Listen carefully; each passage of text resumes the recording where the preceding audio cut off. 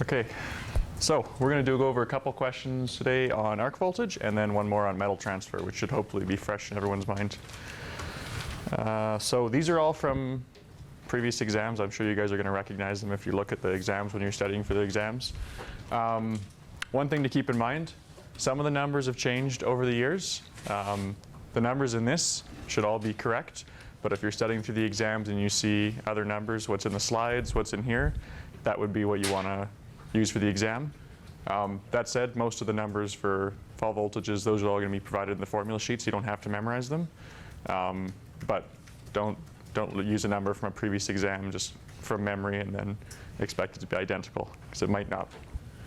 So the first question here. So this procedure should look familiar. This is right out of the Lincoln Procedure Handbook. And we want to consider the first pass in the butt weld of a 12mm plate according to this procedure. As we saw when we were doing the Procedure Handbook seminar, a lot of the procedures are given just with ranges. So in this case, we've got more specific values. We're going to use 0.045 wire diameter, or 1.1 millimeters, 320 amps, which is kind of in the middle of the range they provide, and contact to workpiece distance of 17 millimeters, arc length of 5 millimeters, wire feed speed of 11.1 meters per minute, and a current, we already said the current, and we want to use approximate values for an argon CO2 mixture. So that's all provided here. Now there's a lot of information given in the question. We might not need all of it, so that's usually the first step I go through when I'm looking at this is what information are we going to need. So we're going to start with estimating the arc voltage for the plate. And I've just put the numbers up there, so what do you guys think? Where would we start?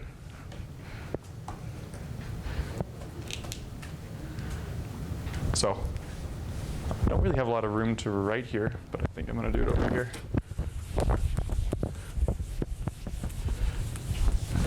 First thing to keep in mind, this is GMAW. So is our plate the cathode or the anode?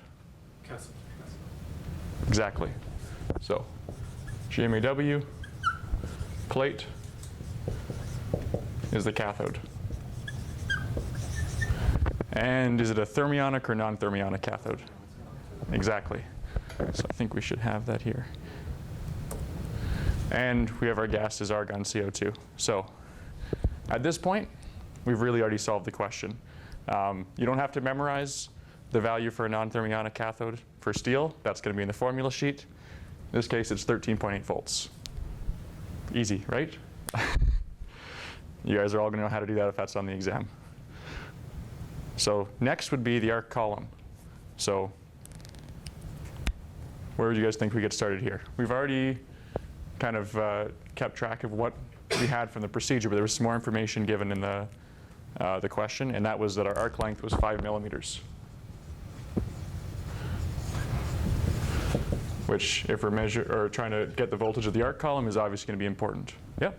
Sorry, how did you get 13.2? Oh, for the previous? 13.8? Yeah. That would be given in the formula sheet. I think last class we talked about the different fall voltages in non-thermionic versus thermionic cathodes. And that summary table, if you look at all the exams, that summary table of the voltages associated with cathode, non-thermionic or thermionic, that will be in your formula sheet. Okay, look it up. The numbers might be slightly different this year, but yeah, you don't need to memorize it. So really for these questions, the important part is not memorizing the number, but knowing that for GMAW, your cathode is the plate, and it's a non-thermionic cathode, and getting the right number for steel. And that's all there is to solving that for the plate. So for the column, still pretty straightforward, but a little bit more. So we've got an arc length of 5 millimeters. Does anyone, you won't have to remember this, but does anyone remember what our voltage drop is in the column, approximately? 0.9? 0.9? Yeah, 0.8, 0.9, 1. I think in the thing we said anywhere between 0.8 and 1. 0.8, big is another 1. It's not a big difference. So. 0.8. So in this, I think I've actually got the wrong number then, because I think I used 1. But, okay. But on the exam, if you're going to pull a number out of the formula sheet or from anywhere, you should always say what you're choosing and where you're getting it from. So then even if you're pulling that 13.8, just say from the formula sheet, 13.8. In this case, I've got 1, but 0.81. It's not going to make a huge difference. So our column voltage is just 1 volt per millimeter times 5 millimeters, and we got 5 volts. We've already answered 2 to 3 voltages. I don't think either of those were too terribly hard, so let's see what we got next is the electrode. So GMAW, the plate's the cathode, the electrode is anode.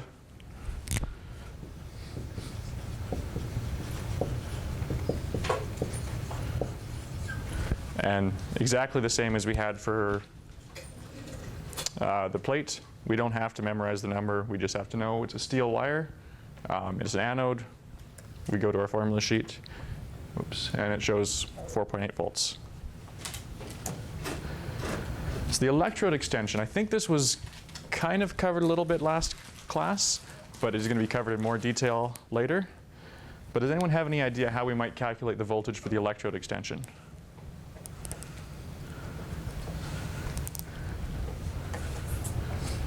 I'm just going to put a little bit of room here.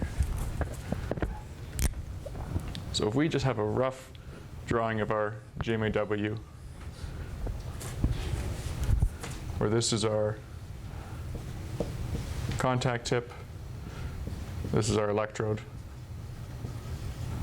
and this here is our electrode extension. Does anyone have any thoughts on what might be the voltage drop we find across there? Has anyone here taken electrical engineering EC 209? No one? A few people? So one thing I know from taking high school in Alberta is we didn't actually learn any electronics, but hopefully some of you guys have seen the formula V equals IR. Everyone? More or less? So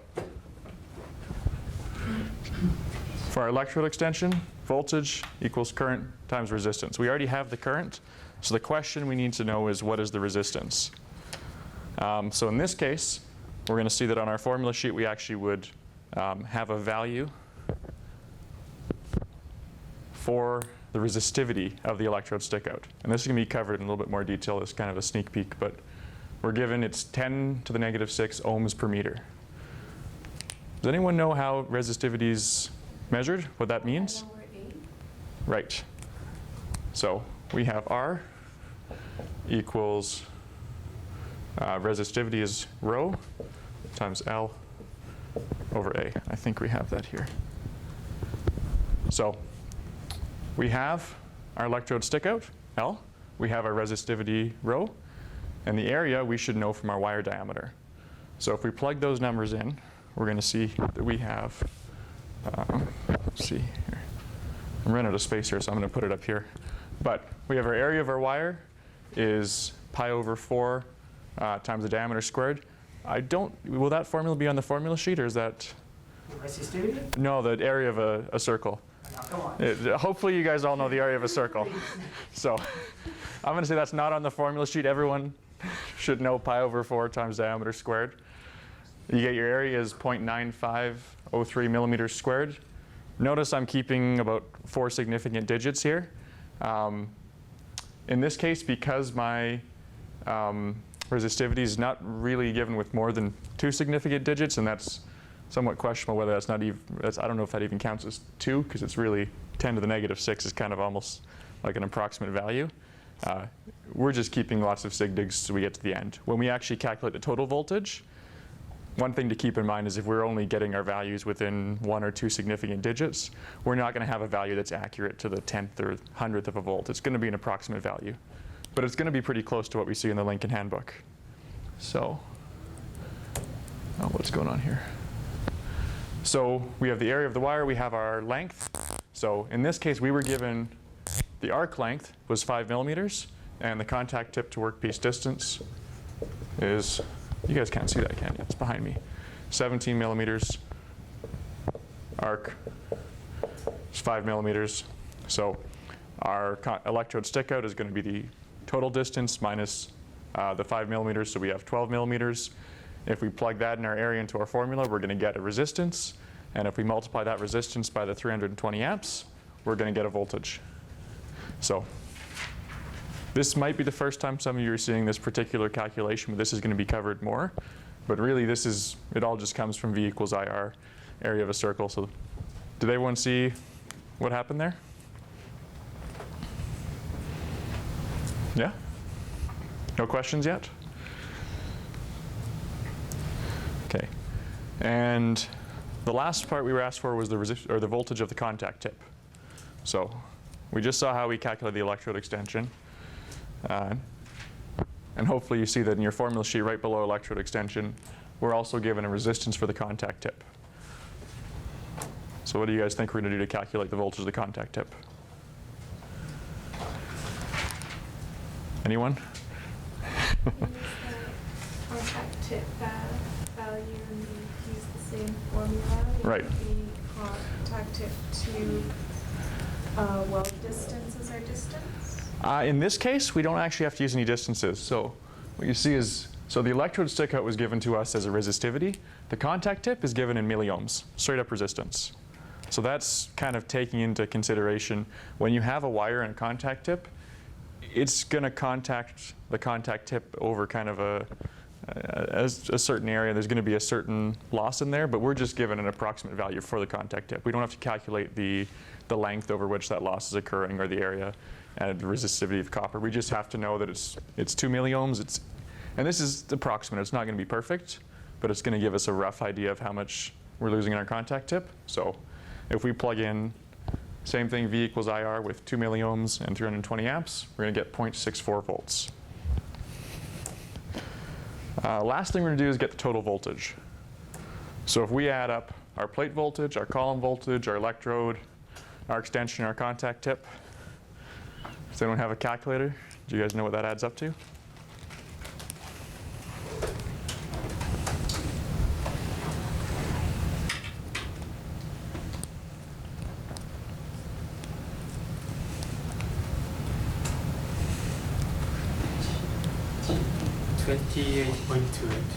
Right. So because we said we're only going to be really accurate within about 1 volt here, because all of these numbers, and even in the column, we saw our column was 5 millimeters. That's one significant digit. So we're going to have, give or take, 28 volts.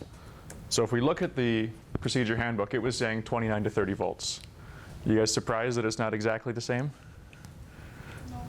Right. So this is, if you're a welder, you're welding, you're setting on the machine 29 to 30 volts. There's all sorts of things that, A, this is an approximate, but B, we're not considering any voltage losses in the leads. We're not considering whether the voltage on the machine is exactly the same as the voltage coming out of the 2 leads before you connect them.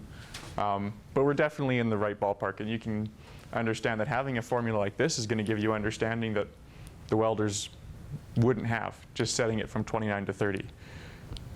Most welders who have experience welding might understand how their technique changes the heat input, or it changes the fluidity of the weld pool is what they might see, but they're not going to have this understanding of, based on the fact that what we can do is calculate the fall voltage at each point. We can understand where these numbers come from. They're just taking it as faith.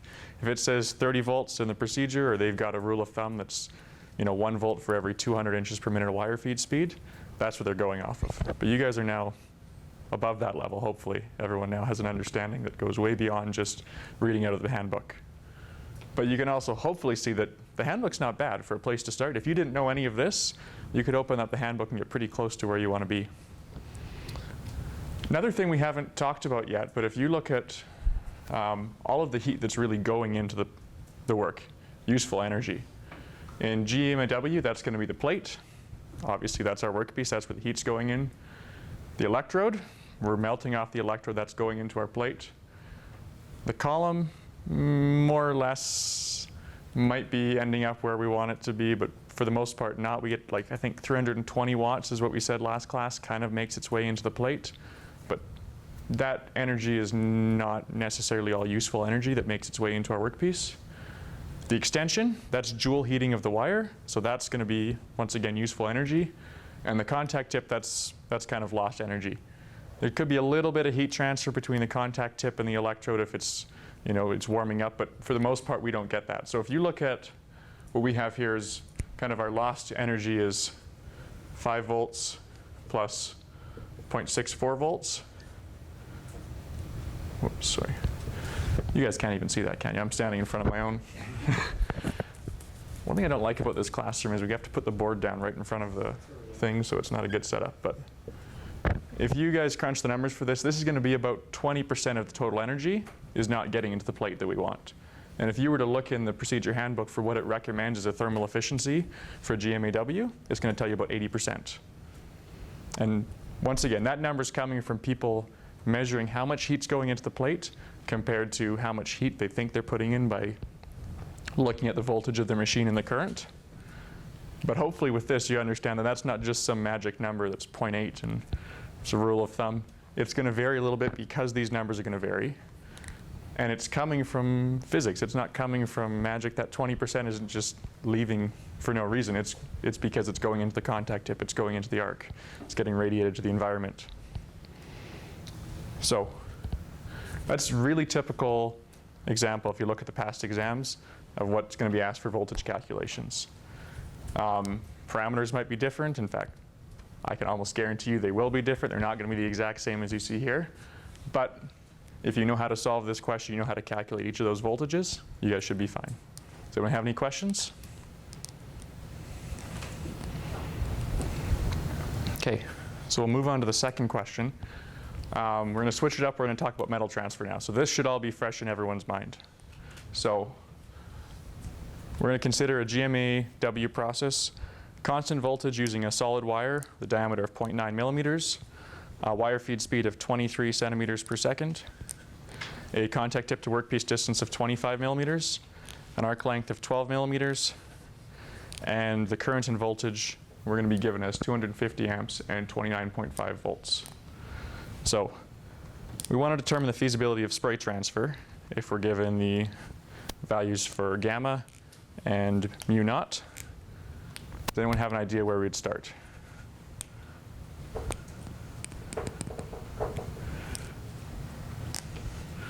We wrote some equations down a minute ago. Does anyone have any thoughts?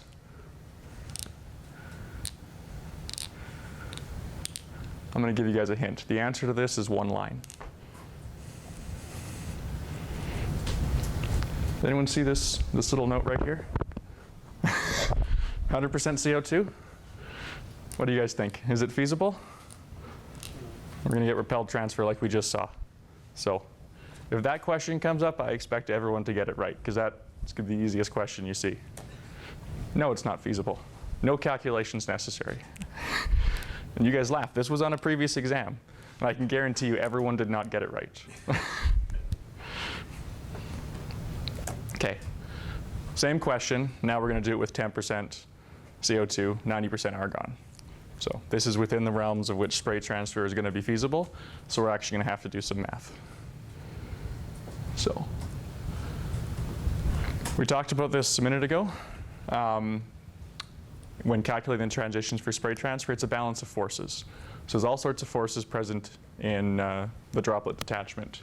When we're looking at spray transfer, there's going to be two forces that are dominant. It's a competition. It's going to be electromagnetic forces and capillary forces. Now, you could expect that if we neglect all the other forces, we're not going to have a perfect solution. We're kind of looking at what's most important, neglecting the secondary terms. So if we calculate a transition current from this, you could expect it might not perfectly line up with reality because we're not considering gravity, we're not considering the other forces present. But we should get pretty close because we know that when we're dealing with the regime for spray transfer, capillary forces and electromagnetic forces should be the two dominant forces. So this is kind of a pop quiz from, it's less than 30 minutes ago, so hopefully you guys still remember. Do you guys remember what the criteria for spray transfer is? Which of these forces do we want to be larger? Right. So sometimes in the previous exams, this will be given right in the question. Sometimes it's going to be given in the formula sheet. But all of you should know if you see a question asking you to calculate for spray transfer, this is the first formula you need. This is, once you have this, you're really 75% of the way to solving the problem. So does everyone remember what all these parameters stand for? So I, current, D, right? What about gamma? Yeah. And mu naught, the hard one.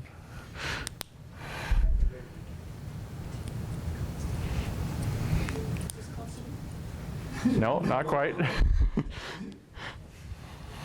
No? Probably you never hear it. So mu naught is the magnetic permeability of a vacuum. Now, not necessarily something you might have learned before, but hopefully having seen it now, you know, and understanding what these terms represent is important, because if you're just going to write down and understand it's one thing, it's good to understand its capillary forces, but it's one step further to understand what actually influences capillary force. And electromagnetic forces are probably something you guys are all more familiar with, so you understand there's current, the current's flowing through a certain diameter.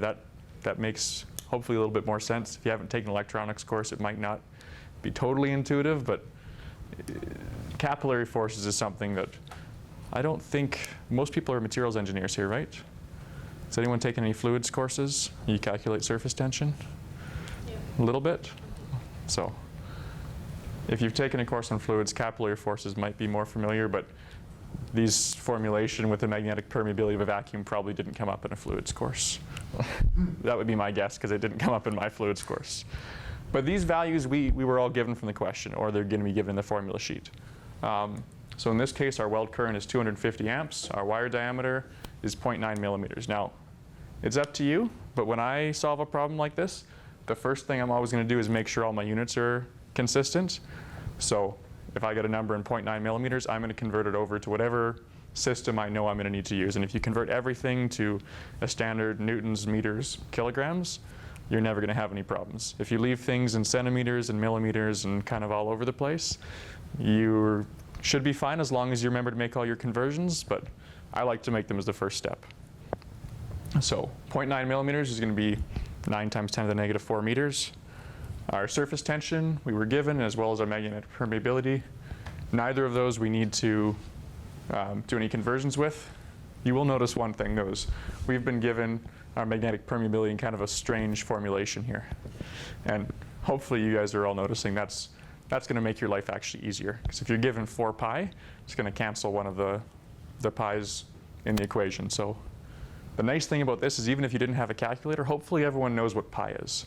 You might not know what pi squared is, but if you divide 4 pi by 4 pi, or 4 pi squared by 4 pi, you're going to be left with pi, and you could actually probably get a rough approximation even without a calculator.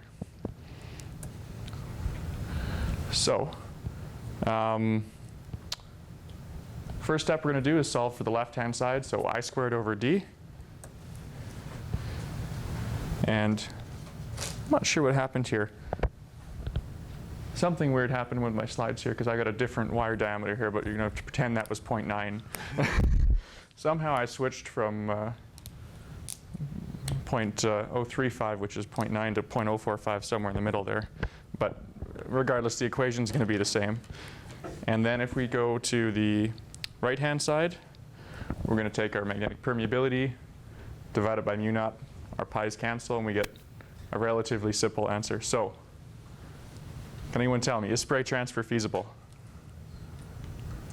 Yes. Yes. And that doesn't surprise me, because I took the parameter out of the Lincoln Procedure Handbook for spray transfer. So if they gave us a set of parameters that wasn't feasible for spray transfer, that wouldn't be very much help. Does anyone have any questions about this one? I know this is a little bit more recent material, but this is, hopefully if you break it down like this, it's really not more complicated than calculating voltages. I think a question like this has appeared on pretty much every exam for the past 4 or however many exam years you have. So, okay, so the last problem we're going to go over today is another voltage question. So this is, I think, a little bit similar to one of the ones that was discussed at the very end of class on Tuesday, but we're going to answer a couple different questions about it. So if we have an autogenous GTAW stringer bead on steel at 150 amps, DC electrode negative, and 100% argon, we get a 6 millimeter wide bead when the arc length is 4 millimeters. So I think the question we did at the end of last class is we asked, okay, if we wanted to get a 7 millimeter wide bead, how much would we increase the arc length? Now we're going to do the same set of parameters, but we're actually going to estimate the total voltage, and we're going to do a calculation for AC, where we want to understand if we keep the same amperage, but now have variable polarity, where we have electrode negative and electrode positive, how much heat needs to be extracted from the torch to maintain a thermal balance. So you guys all saw, it's been a while now, we all saw a TIG welding demo. I think, was everyone here that day when we did the TIG welding demo? So when we did the demo of variable polarity, do you remember which process we said is going to put more heat into the electrode? And we learned about this last class too. Reverse. So reverse would be electrode positive? Yeah. Okay.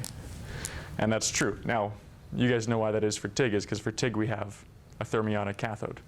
So our cathode fall voltage is going to be relatively low, but our anode voltage, when we switch to electrode positive, is very high. So if we're now calculating where we have sometime an electrode positive, sometime an electrode negative, we're going to have to understand that balance. And I think Alejandro was leading that TIG welding demo, and he might have talked a little bit about when you have electrode positive, you sometimes change the way that you shape your tip, because if you have a really narrow pointed tip and you're putting a lot of energy into your torch, it doesn't matter if your torch can dissipate all that heat if all of the heat first gets concentrated on the very end of your electrode. So even if your torch is not going to overheat, it could melt the tip off your electrode. And then you're going to have an unstable arc because your tip is no longer going to be a nice flat surface, and you also run the risk of having tungsten in your weld, which is typically not something you want, because unless you're using your steel for high-speed steel applications, you probably don't want to add tungsten to it. And even then, you probably wouldn't want to add it like that. So first part, we're going to estimate the total arc voltage. So we just did this, about the first question, so I'm going to give you guys all a second to try to do the same thing we did before, and we're going to see if we can get the total arc voltage. Keep in mind, this is TIG, and before we were doing MIG, so some of those voltage terms we might not need. So I'll give you guys all, we'll say 2 minutes to try and get a rough estimate.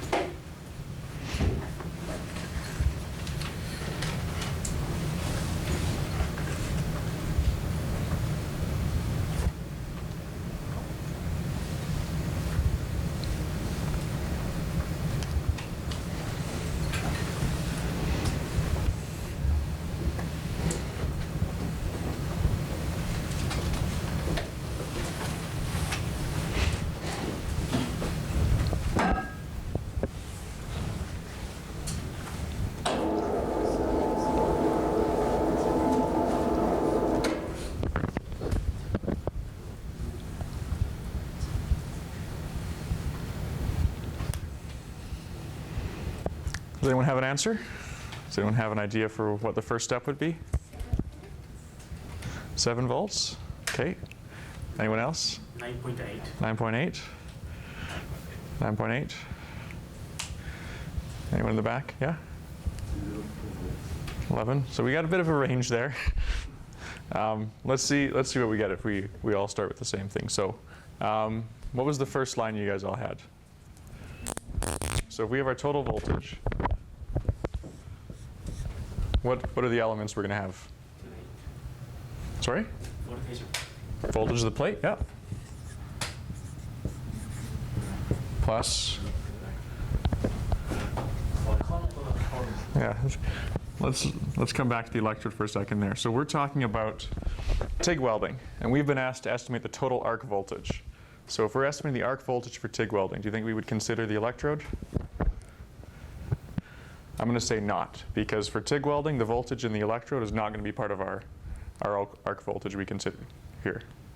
And we didn't give you enough information actually to consider the electrode voltage. We didn't give you the length of the electrode for TIG. Yeah? What else would we'd be missing? Plate, column.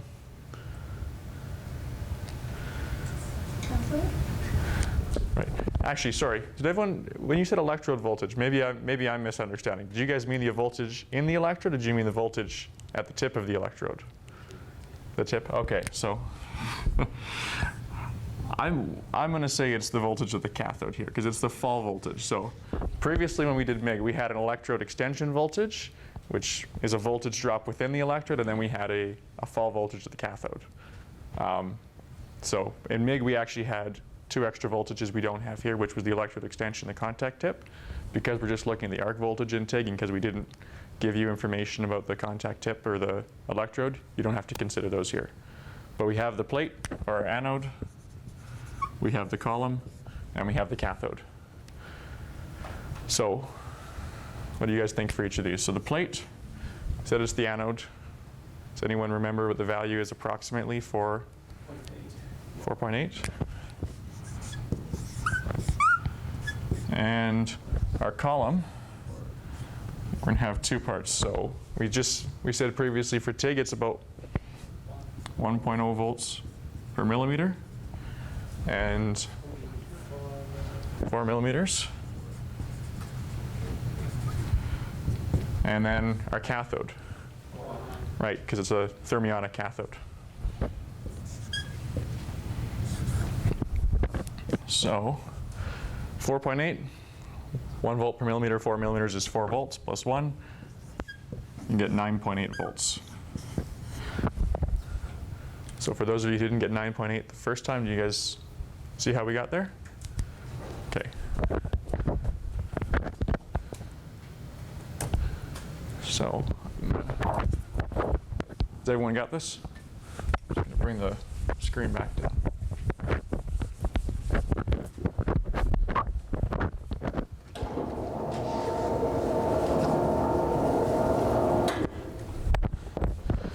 So here, what we're talking about is the voltage drop in the electrode extension. We still need to consider the fall voltage at the tip.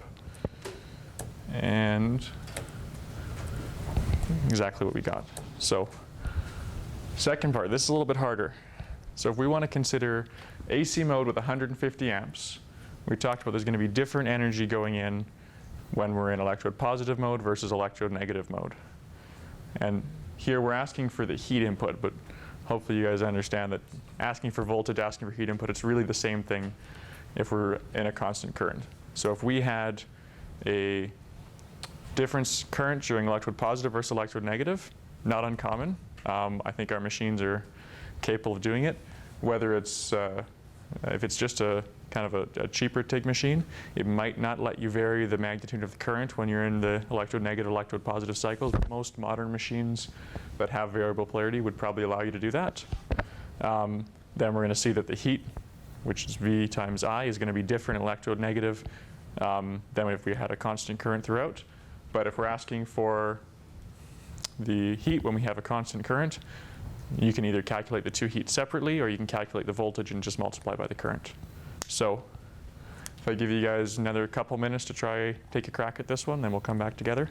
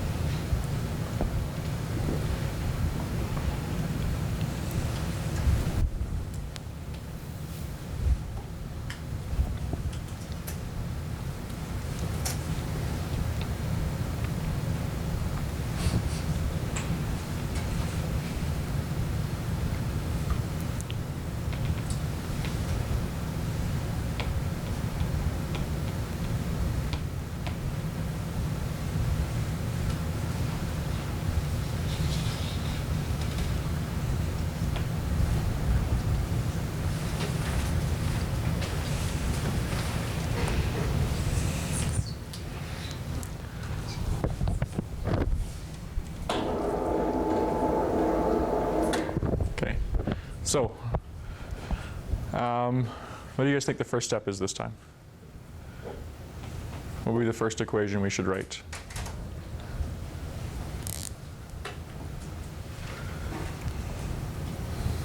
I saw at least a few of you writing, so someone wrote something down first.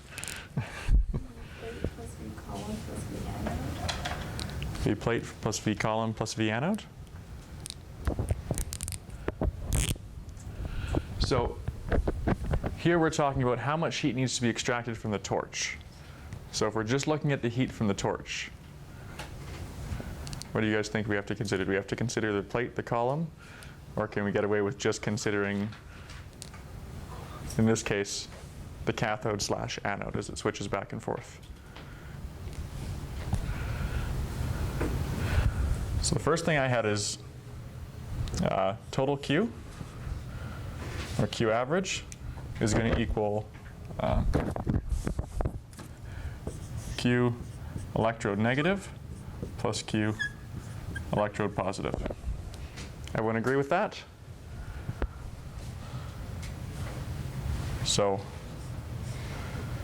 and actually I'm gonna change this a little bit, because I think what I'm actually gonna write here is 0.7 times Q electrode negative plus 0.3 times Q electrode positive, because written like this, these are powers. This is a total power in. If these were energies, we could write the total energy and then split it up. But because we weren't given time, we're going to calculate this. So 0.7 times Q electrode negative plus 0.3 times Q electrode positive. So what do you guys think we can sub in for Q? We haven't been given any heat, so we have to calculate the heat input somehow.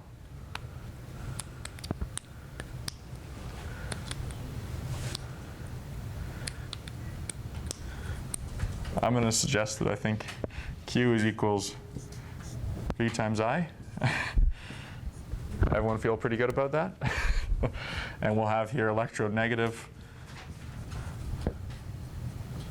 and electrode positive. Now, we could have done this differently. We could have said average Q equals average, or equals current times voltage, which is, yeah, sorry? About the heat, in this case, is heat actually watt or joule? Heat? Yeah. Heat is going to be an energy transfer, so heat is always going to have units of watt, Okay. right? Because heat is energy flowing from one place to the other. So V times I, V is going to be given in units of volts, which is, I think, joules per coulomb. Is everyone familiar with that? Joules per coulomb. I is going to be coulombs per second, so joules per coulomb and coulombs per second. We have joules per second, which is watts. So our units here should be good with the units we're expecting for heat. So now we have, hopefully, we feel like we're getting closer to the solution.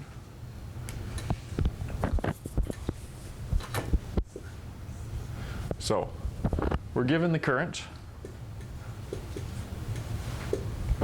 That's pretty straightforward.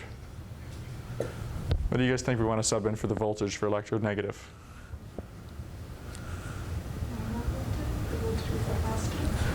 So the voltage we calculated last time, though, was for the entire plate. It was the plate, or the entire arc. It was for the plate, the electrode, and for the arc.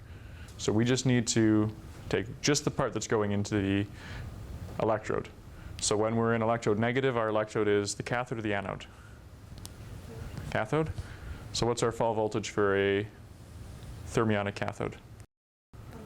1 volt.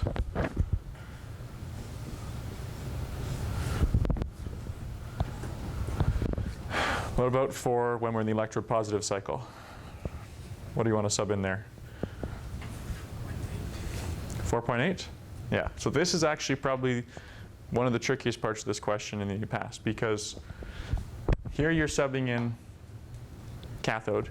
Here you want to sub an anode. You don't want to sub in 11 volts for a non-thermionic cathode. Although you do have a non-thermionic cathode because it's the plate. The heat going into the plate is not going to influence what comes out of the weld. So we want to sub in 4.8 volts, which is for our anode. So, anyone have a calculator? What's our total heat going to be? 321. Sorry? 321.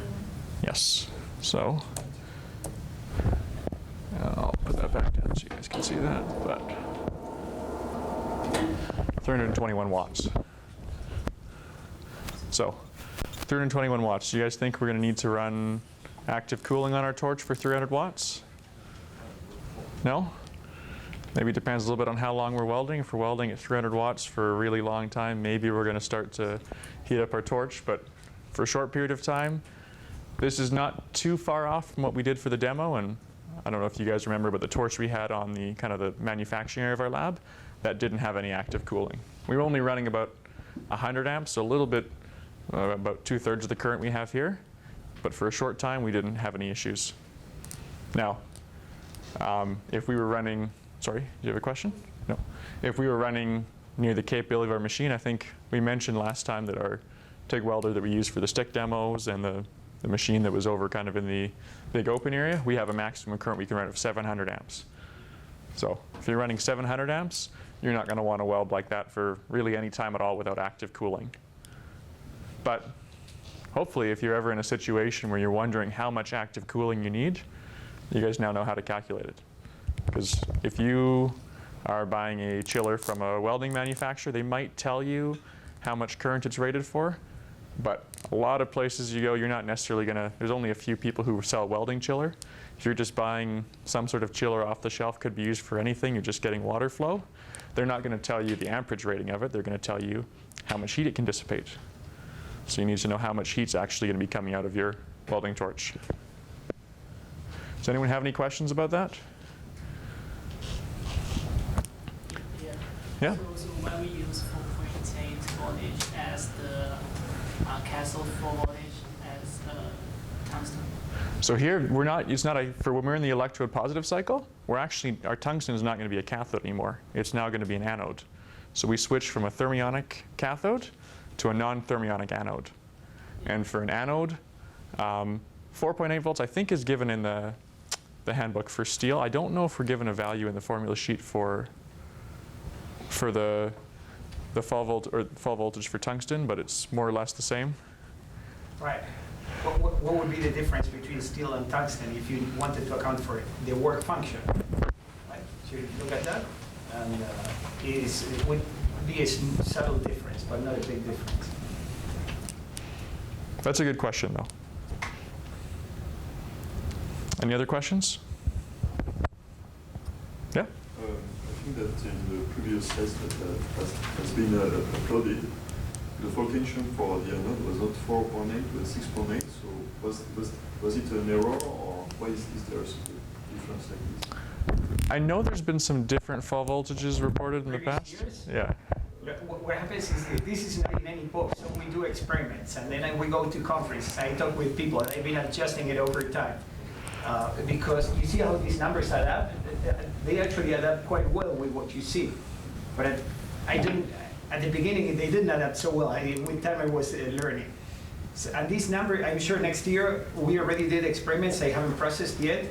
The numbers are going to change a little bit again, but not too much. So, most important thing for both the exam and if you're ever doing this out in life is if you're going to make an assumption that you think is a reasonable assumption, you should still tell people you're making it. So if you're going to assume that the fall voltage for a steel is approximately the same as your fall voltage for tungsten, write down, assuming that the fall voltage in an anode for tungsten is approximately the same as steel. Same thing if you want to use values for the fall voltage, you want to say where you're getting them from. And if you're in an exam situation, really the only place you're getting them from is your memory or the formula sheet. Personally, I would go off the formula sheet because then you're not worried about your misremembering. There are some other values floating around there, but if you say 4.8 volts as per the formula sheet, you're going to be safe. So hopefully you see there's only really so many different ways we can ask questions about voltage. So these questions here, a lot of these we've asked, we're calculating voltage or we're calculating heat. Same way we could give you heat and some other information, ask you to back calculate maybe what, in this case, well, not for this one so much as the previous question when we calculate voltage, give you the voltage and ask you to calculate the arc length. Or give you, in this case, maybe the heat and ask you to calculate what current we're running at. But there's only so many variations on the question. So if you understand what's going on in these questions, if you have these formulas and kind of understand how to use them, you're going to see something very similar show up on the exam. So the last question we had here, this is really just a theoretical question. I think we've talked about this 3 times now, so hopefully everyone remembers. But if we have a helium gas instead of argon, would you guys expect the arc voltage is going to increase or decrease? Increase. Right. And hopefully you guys all remember that because you physically saw it increase. No one's got any excuse for not knowing what happens when you add helium, because we all watched and we changed it to helium gas and we saw that voltage increase. So, and the reason? Higher ionization energy. Does anyone have any other questions? Yeah? Will this be on e-class? Yes, except I'm going to correct that one part where I used the wrong wire diameter first, so it should be uploaded a little bit later today. It will be, but it's all exams. You already have it, but yes, we're going to upload Yeah. this. The only difference between this and old exams is we updated some of the numbers with the numbers that are going to be in the formula sheet this year. But aside from that, all these questions are already uploaded in the form of older exams. Yeah? So in this question, we didn't use the width of weld bed, right? So, sorry? We didn't use that 6 millimeter wide bed in this question, right? Right. So if you look at previous exams, this question probably was followed up by a question very similar to the one we went over last class, where we said, if you want to increase it to 7 millimeters, how much do you have to increase the arc length? So a lot of the questions you find might have information you need, might have information you don't need, might have multiple parts. You need the information in one part, and you don't need that information in the other part. So all the information you need is going to be there, but you're going to have to know which of that information it matters to that question and which of it doesn't. And the nice thing about that is if you can figure that out, you're going to be set for all the problems you encounter once you graduate and go into industry, because no one's ever going to tell you what information you need. You're going to have to know which values to look up. So if we don't have any more questions, I think that's probably the end of our time.